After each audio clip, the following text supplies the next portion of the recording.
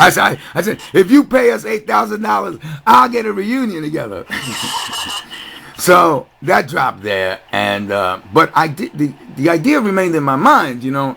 Then Time Warner in New York, a producer and director in Time Warner, who I know. I just want to make sure I get this straight. So you were in Ohio, Ray was in Miami, Brian was on tour with a rock and roll band. Yes. What's the name of that band? Oh, I got to pull that. Yeah, I know the name. Hold on a second, and I'll tell you. I got it here on my computer.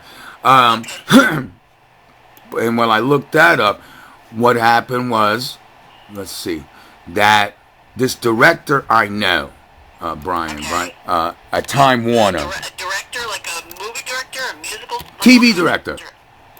TV. What director? TV, television. Okay, so a TV director, you know, based where? In New York. Okay. In New York. He called me up and he said, Luis, I think it's time we do a documentary on your career, on your creative career. And I said, oh, okay, that's cool. And that's when things got in motion where the producers contacted every band that I've ever had.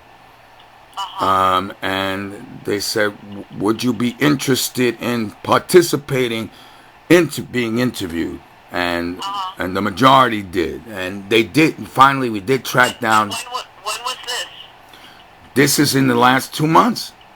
Okay. In the last 2 months. And so what happened then is that we did get in contact with Mark and Steve and tried to find Will. We did have a trumpet player that had sat in with us. And, you know, he wasn't part of the original band, but he had sat in on the filmed versions of us playing at Bogies, and it was a good trumpet. And so I kept on asking him, can you find Will?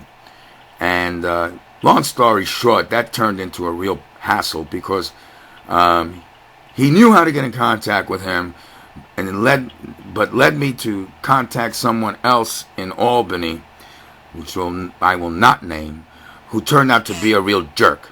And I basically, after being given the runaround, I said, you know what, go screw yourself. I don't need your help. And I called up the state senate because Will used to work at the state senate with me. And I did get that he had retired and that was not playing out anymore. I have been in touch with Will, and because of I've been in touch with him, and because of this whole brouhaha that happened with this jerk in Albany, he shied away, you know, because he's not going to be there on trumpet. Someone else. No. He was saxophone. Will was saxophone. The trumpet player, I told him take a hike to, because you know he had known all along that this guy was a jerk, and he sent me to him. And then when I told the guy, the jerk, you know, excuse this language, go fuck yourself. This trumpet player wrote to me, why did you do this, you know? And I said, well, you know, dude, if you knew what the deal was, why did you even send me to him? You know? And I just don't need headaches. So, did you find another saxophone? Oh, well, here's the beauty of having been a professional player in the salsa field, in the rock field, in the jazz field since 1975, and being a reporter. I have associations with some major league players, Grammy winners, like National Endowment of the Arts jazz master, Papo Vasquez, the trombone player.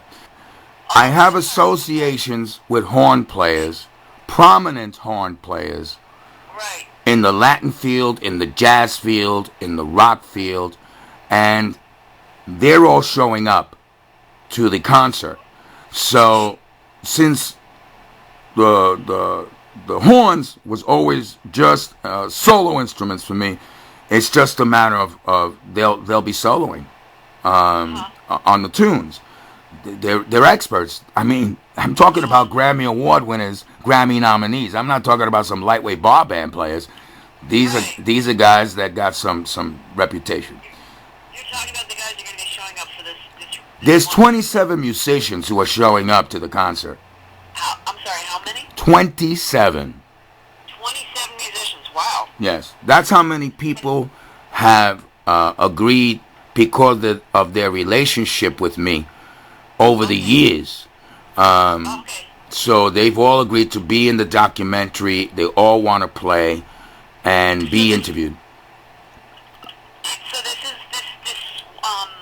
gig, this reunion gig in New York, is also going to be filmed for this documentary Yes. about you? Yes. Yes. Okay. Yes. So the documentary, these people who are doing the documentary about you, they're the ones who's they were the engine behind this reunion. Heck yeah. Right. They paid for hotel rooms. They paid for the spot. They paid for food. We're hooked up. Okay. Oh, okay, I see. So, what are the names of the producers of this film? Mike Tapp Excellent. and then Maria Hernandez. Maria Hernandez. Right. Okay. They're both producers. Right. Maria. Okay. Maria is established film actress in New York. Works with Abel Ferrara, the director. Okay. Has worked with Gerard Depardieu and things like that. And so they're the ones who organize this, or they're Yes. funding, they're bankrolling this gig. Organized, funded it, everything. Will you be performing again sometime, or is this just a one-off reunion? This after this is completed, I'm moving back to Puerto Rico. You're moving back to Puerto Rico? Yeah, Wow. I've been doing my doctoral studies. I'm going for my doctorate. Because that's another reason why I came back to Bowling Green. They have a great university here. And What's the doctorate in? Latino pop culture in the 20th century. Latino pop culture in the 20th century. Right. Right. Oh, fantastic. And when did you come? Were you born in the Bronx, or were you born in Puerto Rico? I was born in Queens, New York. Oh, okay. And first I lived in Brooklyn with my family, where I was introduced to salsa, to some very major. Richie Ray is a major name in the development of salsa, and his mother was my babysitter. So Richie used to take me to jam sessions. My father was a singer who worked in Puerto Rico, and so I was surrounded by that. And then we moved to the Bronx in 1963, and therein, went to school and all that. Got involved as a graffiti tagger in 1973. I used to tag the subway stations with El Screwo. I was El Screwo, and so I've had different identities over the years, and this has all been part of the journey too, because I never got into this to be a star. That was never my intention. My intention was to have experiences as an American. Right.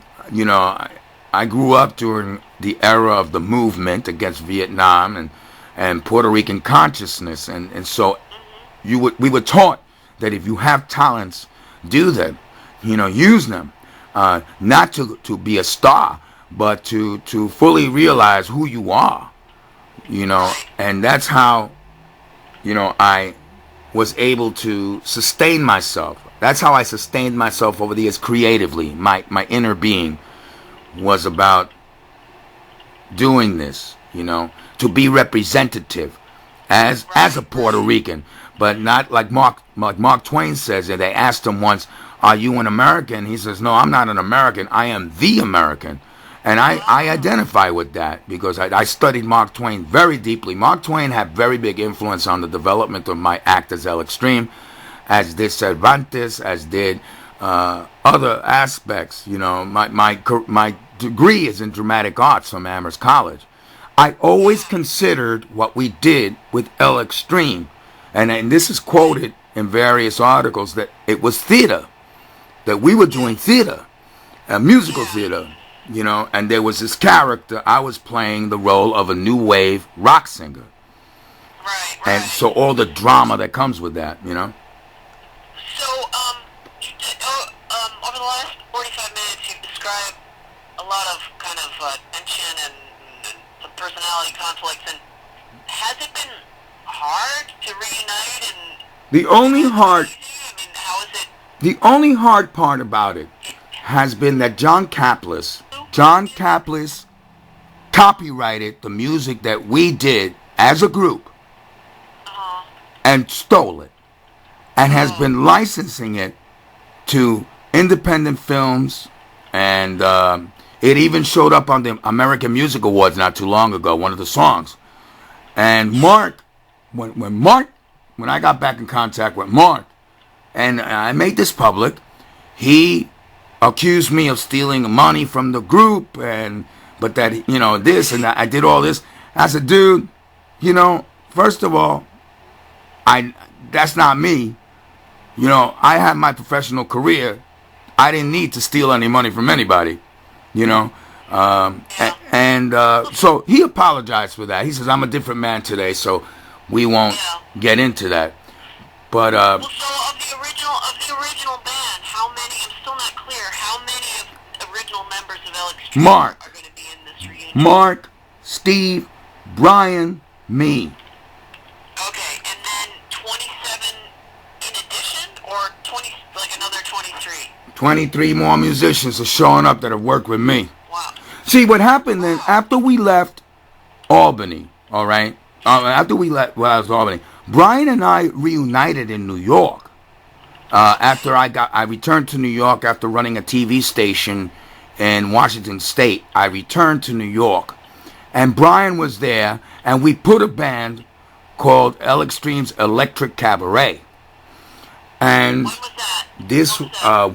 that band we had from 2001 to about 2002 to 2009 That was with Brian in New York. with Brian in New York, and it wasn't a lightweight band either.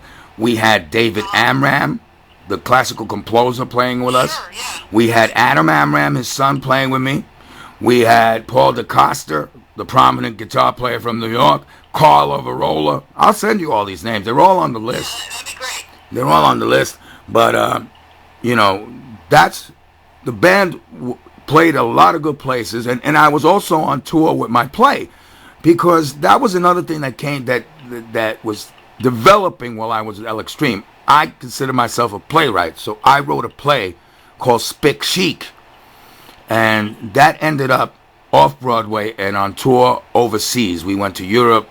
We went to Japan. Wow. Yeah, and that was all based on the spoken word work that I had developed prior to having L Extreme, which is some of it's featured in the L Extreme repertoire. I just continued developing that until it reached that level. Okay. And Could you do me a favor, and I know you've been telling me a lot, giving me a lot of detail now, but could you send me a resume or a CV of some kind? So, do you have anything? Or well, yeah, the Reverb Nation site has the bio, has all the recordings by date, Okay.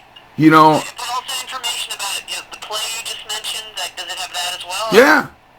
My Reverb Nation site, Look at that. my Reverb Nation site is one of the reasons why Time Warner contacted me to do the documentary, because when Michael saw, I have 200 selections of performances dating back to 1978. Wow. And it's all documented. Who's on the if you go into a particular song or performance, you hit the lyrics section of it, and it tells you who's playing on it and the history of it. Sure, look. Oh yeah, it's a very detailed website. Everything in the bio is there. The artist bio, photos. Okay. Fantastic. All right. Well, this is great. I appreciate your taking all this time to talk to me, and I hope the gig goes really well. It's gonna go well. It's in my neighborhood. It's where I grew up in the Bronx. We played at Cafe Lou's as the house band, L Extreme's Electric Cabaret, for 3 years. And I didn't know that. Okay. yeah, when this came up, I called up Leon, the owner, and I said, Leon, they're doing a documentary. Can we film the concert? And he said, absolutely, Louis. And how many people are you bringing? I said, well, right now I got 27 musicians and about 120 people invited. Oh, wow. Because it's free admission. Fantastic. It's free admission. You know how it is for Puerto Ricans. If you got free food and free admission, they'll get in. Wow. And we're also giving out awards that night because I edit a magazine. Much like Nippertown, I edit Salsa magazine. And we have the recognition awards for 2014. And the people who have won, I have the awards ready. And they're going to be presented that night. I have a guest MCs. Yes, I'm going to be probably singing and dancing all night long. It's not like an isolated thing. But the beauty of it is, and this is important that I say this, L Extreme was about inclusion for me. Yeah. L Extreme was, we always had guest musicians. When I was on board, I had specific guest musicians. I interacted with other people. We shared stages. And that is why it has developed this way. I wanted, as a Puerto Rican, my mother taught me, you want to be a part of, not apart from, and she's a big influence. I have to say it all. This is all a result of my mother's education, emphasizing education, and my father's talent, who he bestowed it on me. And so is this also, does the music itself, the sort of the mashup of all these different genres, does that reflect your philosophy as well? Absolutely. The American experience for me, in light of the day, these immigration issues that they have today, the American experience for me is about inclusion, not about exclusion. I do come from the melting pot theory era, and yes, that's how I see America. And if you want to take it to a political level, that's what my music or my career has been about, expounding. I also come from the Kennedy era. I'm a Kennedy kid. John F. Kennedy is still my idol, and that's the reason why I ended up going to Amherst. My brother went to Harvard. My sister went Fordham. I mean, we all went to school, or else mommy would knock us out. Well, this is fantastic. Listen, if I have any more questions, can I give you another ring? You can call me anytime. I'm always home. Dig it. The name of Brian's band is Freelane. And the name, how you spell that, Freelane. And it's spelled F as in Frank, R as in Robert, E as in elephant, A, L as in love, A, and E. And let me tell you, Freelane,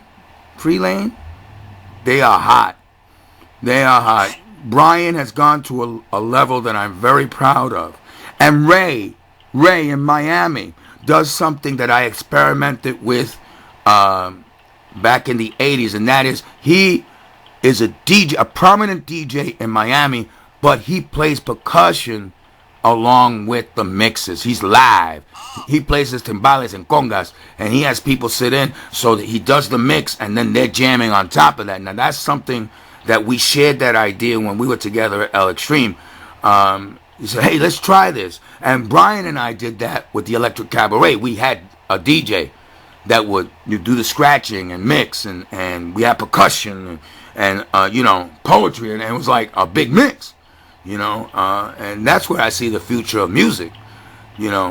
I don't have a particular taste with DJs. I kind of hate DJs because they steal jobs from live musicians.